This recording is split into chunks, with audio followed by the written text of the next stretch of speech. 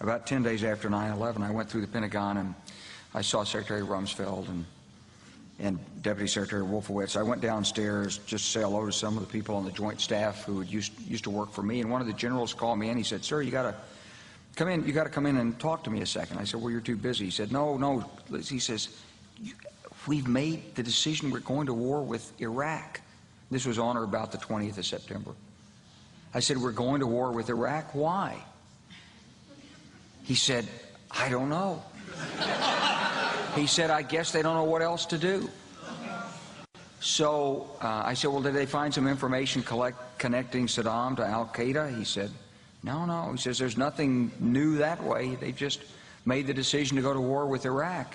He said, "I guess it's like we don't know what to do about terrorists, but we've got a good military and we can take down governments." So I came back to see him a few weeks later, and by that time we were bombing in Afghanistan. I said, "Are we still going to war with Iraq?" And he said, "Oh, it's worse than that."